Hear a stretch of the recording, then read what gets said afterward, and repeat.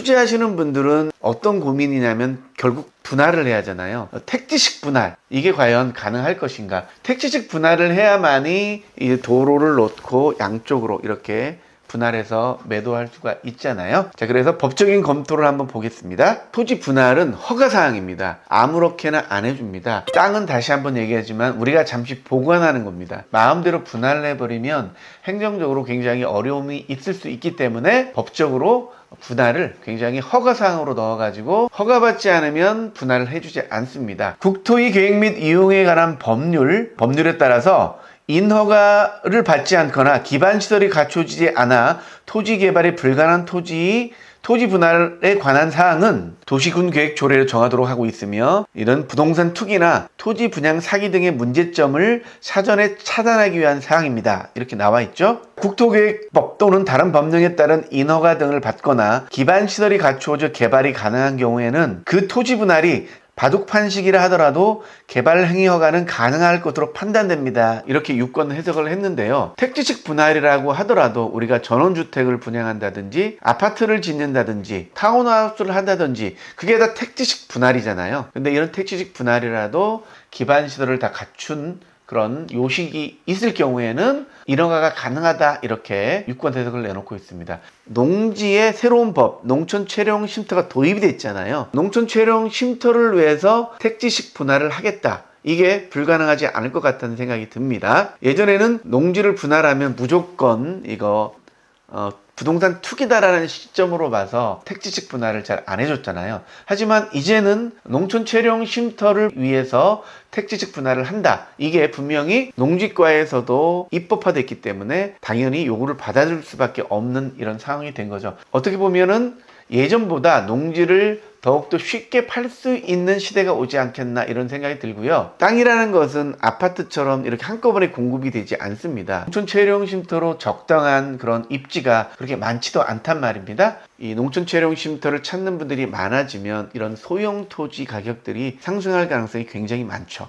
그래서 이 택지식 분할도 앞으로는 가능해질 것 같아서 굉장히 고무적입니다. 자, 그러면 간단하게 어떻게 농지를 분할할 수 있는지 분할 절차 여러분에게 말씀드리도록 하겠습니다. 네이버에서 검색해 보면요, 잘 나와 있습니다. 내 땅의 일부를 소유권 이전할 때, 그리고 매매할 때, 그리고 토지 이용상 불합리한 지당 경계를 시정할 때, 형질 변경 등으로 토지 일부의 용도가 변경된 경우 이렇게 분할 신청을 할 수 있다, 이렇게 나와 있습니다. 분할 신청을 할 수가 있는데요, 이거는 허가 조건이잖아요. 토지 분할 신청을 첫 번째 하면 관청에서 이게 농지법상 불법이 없나, 개발제한법상 불법이 없나, 그리고 건축법상 최소 분할 면적 이런 거에 저촉되지 않나, 그래서 위법한 사항이 없나 일단 살펴봅니다. 위법한 게 없으면 이제 분할을 하라, 이렇게 허가가 나는데요. 이 분할 허가가 나면 그 다음에 뭐 합니까? 여기죠. LX 한국국토정보공사를 통해서 지적 측량을 하게 됩니다.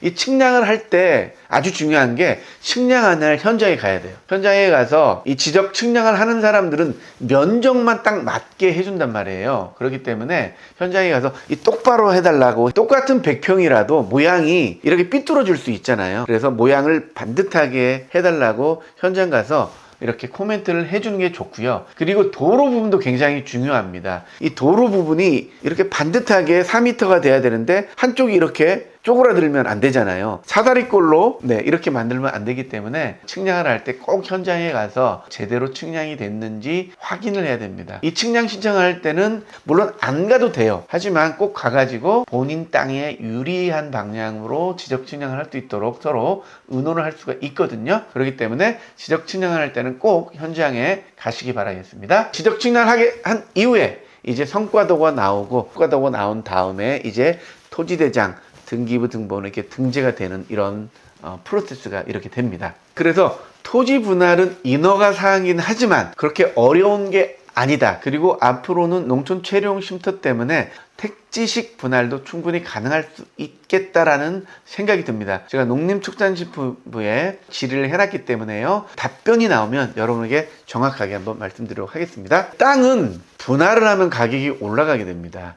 예를 들어 5,000평이 10억이다. 평당 20만원에 나온 땅입니다. 5,000평입니다. 그러면 5,000평에 20만원에 나와서 10억인데 이 땅은 내고가 가능합니다. 20만 원이라도 한꺼번에 5,000평을 살 경우에 한 30% 정도 7억 정도에 살 수 있다는 거죠. 이게 보편적입니다. 턴키로 살 경우에는 디스카운트가 가능하죠. 하지만 사람들이 소화하는 100평, 200평은 디스카운트가 굉장히 어렵습니다. 그리고 토지를 내가 투자를 해서 돈을 벌고 싶다는 분들은 큰 땅을 사야 됩니다. 큰 땅을 사되 도로를 끼고 있는 자연환경이 좋은 이런 땅을 사셔가지고 앞으로 농촌 채용 쉼터를 하시는 분들에게 잘 분할을 해가지고 이렇게 매도를 하면 땅으로 부자 될 수 있는 그런 방법이 아닐까 생각합니다. 자, 농촌 채용 쉼터가 도입됨으로 인해 가지고 토지 시장이 아마 들썩일 것 같습니다. 땅도 하나의 상품이라는 인식이 있어야 됩니다. 땅도 하나의 상품이기 때문에 봤을 때 예뻐야 돼요. 그런 생각을 가지고 예쁘게 만들어 놓으시길 바라겠습니다. 자, 농촌 채용 쉼터가 도입됨에 따라서 어떤 땅들이 돈이 될까요? 지금 현재 토지 시장이 안 좋기 때문에 땅을 싸게 살 수 있는 기회입니다. 어차피 땅은 2, 3년 뒤에 매도를 하는 게 좋잖아요. 양도세가 많기 때문에 최소한 2년 후에는 매도해야 되기 때문에 긴 안목으로 지금부터 땅을 사러 돌아다니셔야 됩니다.